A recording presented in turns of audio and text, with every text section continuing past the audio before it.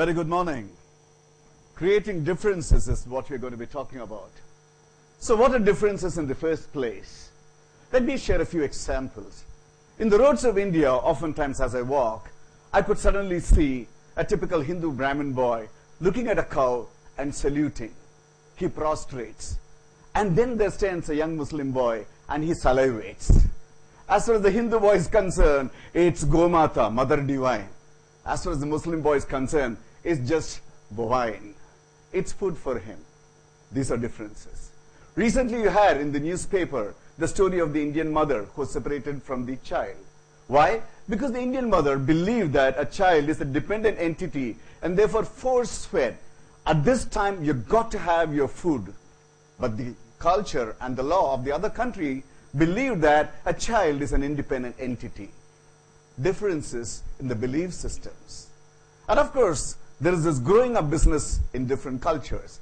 You know, typically in the US, when an adolescent boy grows into an adult, so from a dependent son, he becomes an independent person. But in India, when you grow from an adolescence into an adulthood, you grow from a dependent son into a dependable son. Such are the interesting truths about differences. What is not accepting differences?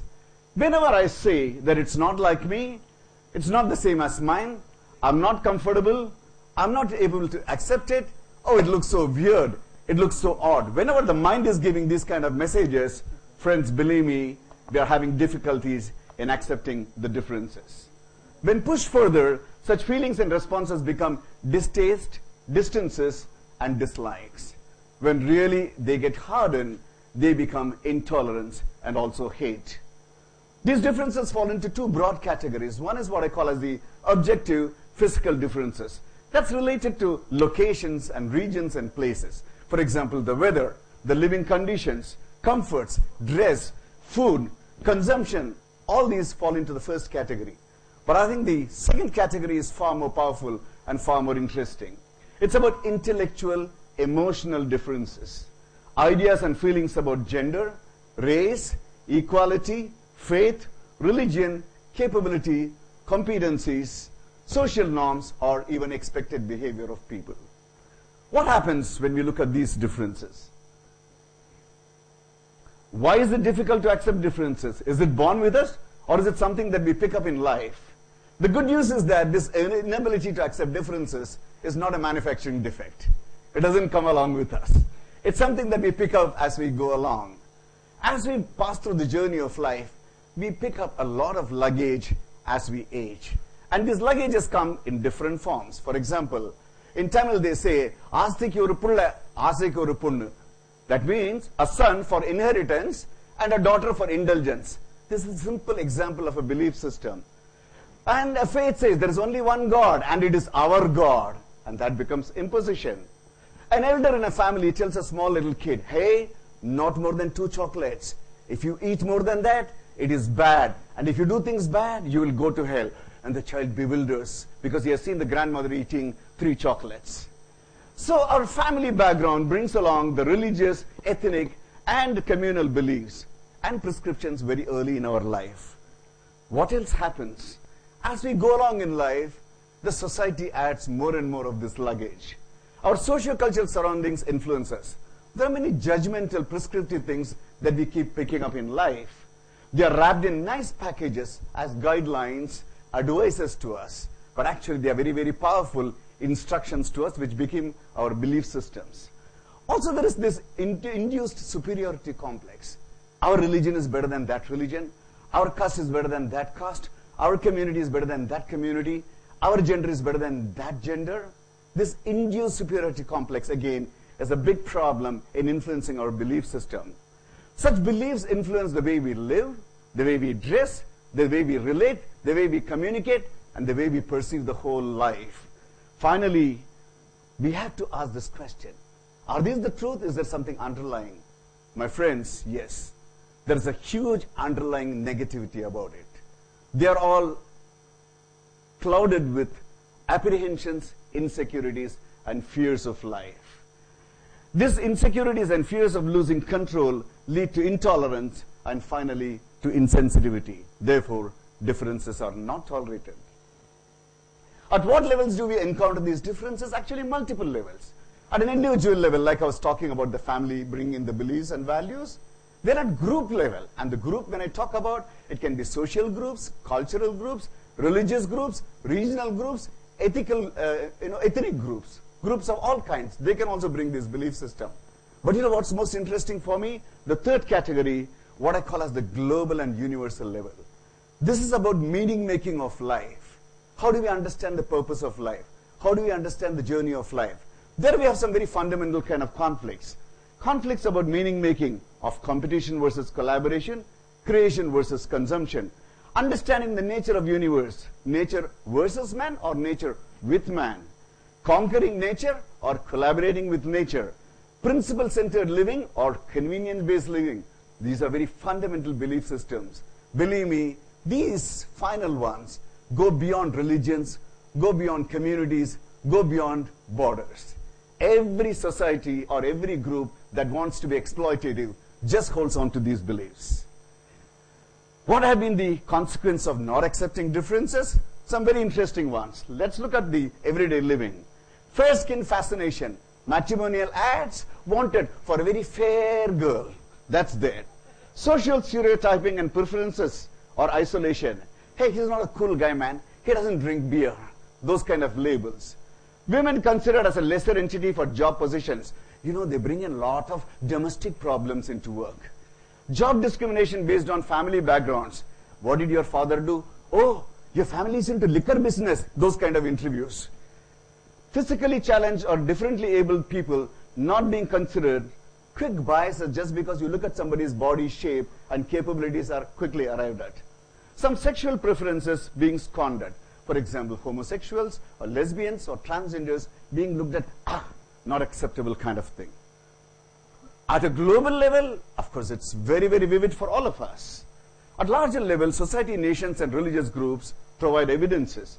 The color and racial discrimination, even in developed countries like the US till the 1960s, is a good example. The millions of Jews extinguished by Nazi forces at the beginning of last century, yet another evidence. The convenient caste divide and social exploitation in the Indian society that has existed for a long time. The female infanticide in some cultures all around the globe. Discrimination, lack of facilities and acceptance and of opportunities to differently abled people, again across the globe. Religious terrorism across globe through many societies. And finally, not to miss, the indiscriminate exploitation of natural resources across globe and imposing false priorities on weak social economic systems through clever economic exploitation. All these show the negative impact of using differences. Accepting differences, therefore, where do we start? Good question. If we need to accept differences, we can't be thinking about changing society, changing the social system. We need to begin with ourselves. We need to have a very high degree of personal responsibility and self-awareness. What do I mean by self-awareness? At the individual level, let's talk to ourselves. Let's recognize that we are souls within our roles. This is very, very important. Yes, we are all souls within our roles. And if you pick up this lowest common denominator of what does it mean to be a soul, we will just realize that every one of us is the same at the core entity. We are energy within bodies, be it a stone, a blade of grass, an animal, or being human. We are all different forms with different characteristics, different qualities. And every one of us, all of us, have got a relevance and a place in this huge drama of creation. Let's celebrate that. Second, when we have true self-awareness, we will not be overburdened by the size, shape, colors, and the structures. Forms will not be deceptive and misleading for us anymore. Creation has a place for all entities, and all of us have enough space, physically, intellectually, emotionally, and spiritually. There is not one who is ever denied a space in creation. Like they say beautifully in Hindi, खाने खाने पे लिखा है, दाने दाने पे लिखा है, खाने वाले का नाम. Position, possession, precision, perfection. how often these labels are used for discriminating. How often these are used for comparison. How often these are used to keep people away. I repeat that again: position, possession, precision, and perfection. So you set standards of this kind and say, hey, you're not acceptable, you're acceptable. I am better, you're worse off. But it's so sad that people don't realize that I'm not a Maruti car, you're not a Godrej refrigerator, somebody is not a Sony laptop, you're not an Apple iPhone. Why? That's the difference between material things and human beings. Believe me, when material things that are made in the world, along with that comes the manufacturer's guarantee card and the warranty card. This product will not fail for the next 3 months, 6 months, 1 year, whatever. Anybody in this room who, when he was born or she was born, came with a chapa, hey, Raja Krishnamurthy will not fail for the next 20 years? None of us carry the guarantee card or warranty card of life. That is the truth about being human. So we human beings do not come into the world with any manufacturer's guarantee or guarantee card of performance or quality. We are as fragile as we are powerful. We are both dynamic, at the same time we are different. There is no need for us to compare or condemn anybody in life. So let's begin with ourselves, with our self-awareness. Differences. Aha. So that sounds very interesting. Looks almost convincing, but can you give me a little more evidence? I can see that face asking me over there. My friend, if you want to know how to celebrate differences, accept differences, just look out of the window. Nature teaches us all the time. Nature teaches us all the time how to appreciate differences. A 2-inch blade of grass along with a 200 feet coconut tree. The blade of grass has no problem. It doesn't look at the coconut tree and say, oh my God, you're so tall, I feel so lousy. Nor does the coconut tree look at the blade of grass and say, you little tweet out there, chal chal. Nothing happens. They both beautifully live in coexistence. On the grass, we can sleep, and the tree can give us shade or give us fruit. Both continue to exist very beautifully and very collaboratively. So that's nature in all its abundance. Multiple landscapes, different flora, different fauna. Walk into a forest, walk into a garden. Do you see a single type of entities, or do you see multiple types of entities? Of course, the answer is so obvious. Such colorful flowers, fragrant themes, different shades. It's so abundant. That's the cyclical flow of life. Differences, constantly changing. Look at the morning, beautiful dawn, orangish color out there. Slowly the gray goes off, the brightness picks up, and the sun comes in all its brilliance out there, and the slow decline into the evening, a slightly darkish kind of an evening, and then once again the crimson and the dark pitch of the night, colors changing, weather changing, climate changing. And we, as we grow, our body contours changing, shapes changing, forms changing. Change becomes the essence of life. That is the nature of elements with different characteristics.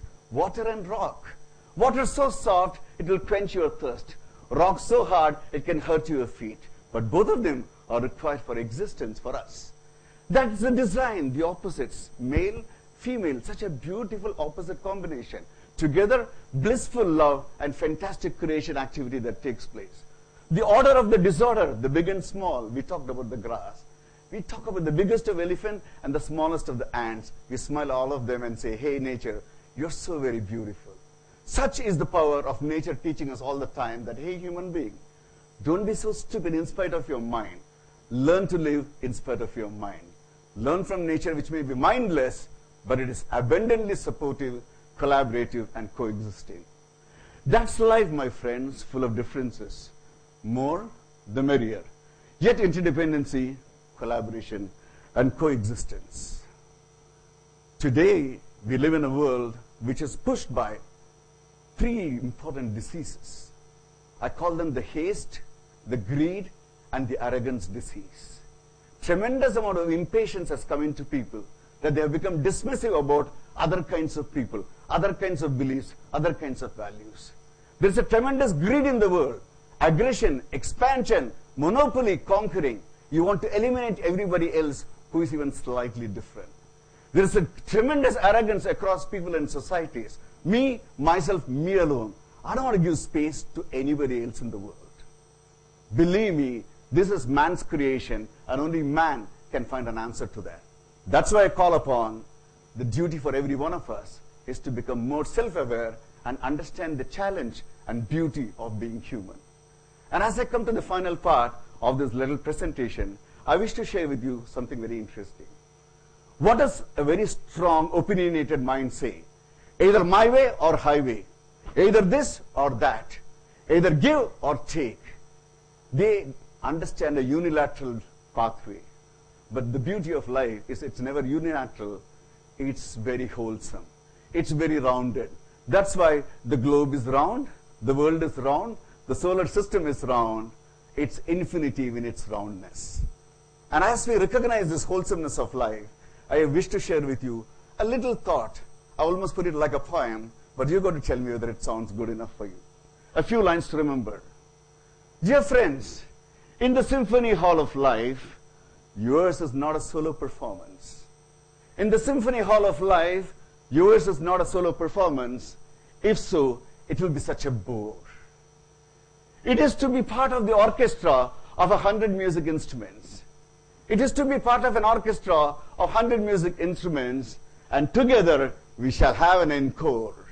And together we shall have an encore. Remember, dear friend, life is not just simple either or. It is sometimes either, sometimes or. Remember, life is not always either or. It is sometimes either, sometimes or. But the more beautiful thing is, a lot of times it is both, and oftentimes much more. Let's celebrate success. Let's celebrate success by celebrating differences of mankind. Thank you very much.